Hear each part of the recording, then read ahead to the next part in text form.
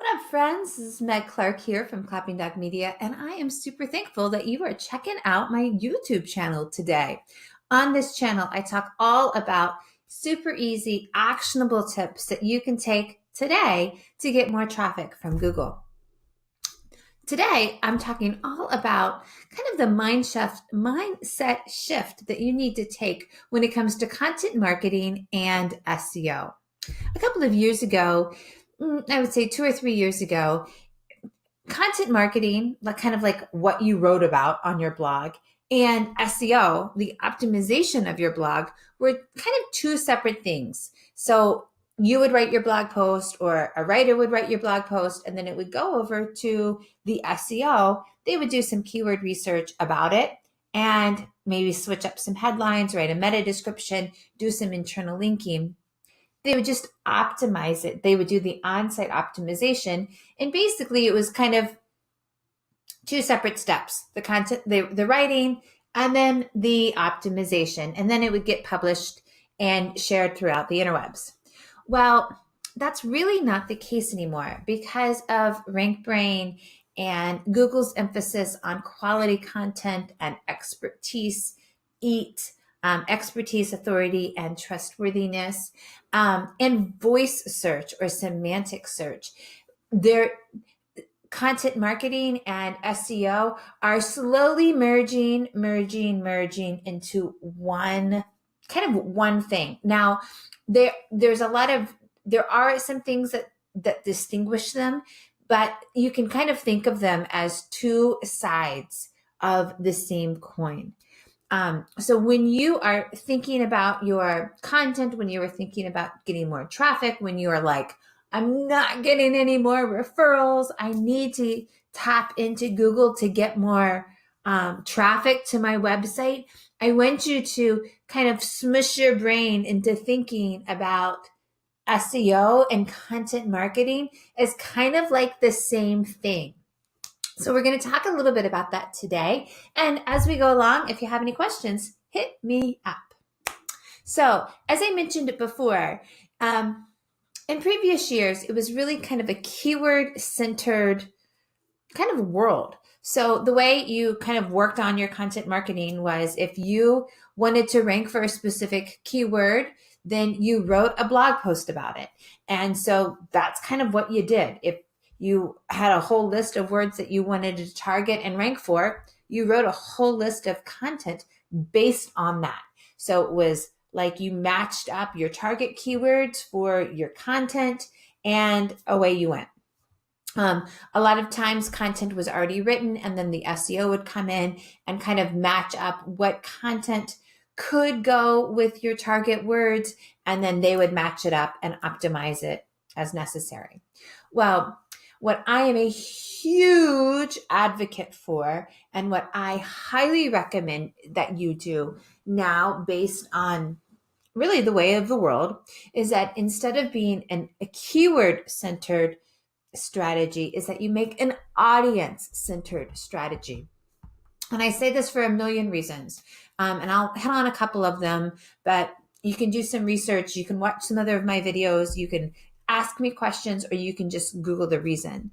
But because of semantic search and the emphasis by Google to try to understand what your intention is, both as a content producer and as a searcher, Google is not as kind of honed in on the exact wording. So the exact keyword doesn't have to be present in the title and the headline and the meta description and 5 times within the content. Google is really trying to understand what the intention is of both the searcher, like, what do they really mean when they said that? Or what do they really mean when they typed that in? And also, what did they intend to write about? Like when the content producer started to write about X, what do they really mean? And so Google is trying to use intelligent design and artificial intelligence and try to figure out what everybody's true intention is on both sides of the coin. So what I like to do is when I sit down and write or help a client with a content strategy is I think of what I want to write about. And let's pretend we're going to write about like the best probiotics for gut health. So that's what I want to write about. The first thing I do, instead of jumping in and doing keyword research, is think about what the audience is looking for. What does the user want to get out of this? So I start brainstorming questions like, what are probiotics? Like, what kind of probiotics for gut health? Like, are there different probiotics for women, for men?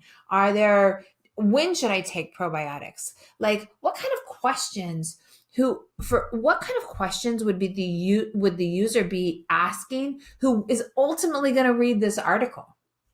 I start there. I start trying to look through the eyes of the ultimate reader, and then I go to keyword research. So the first thing I do is make a list of questions that the user might be typing in or asking Alexa or asking Siri to ultimately land on my article. And pro tip, side note, be sure to do this.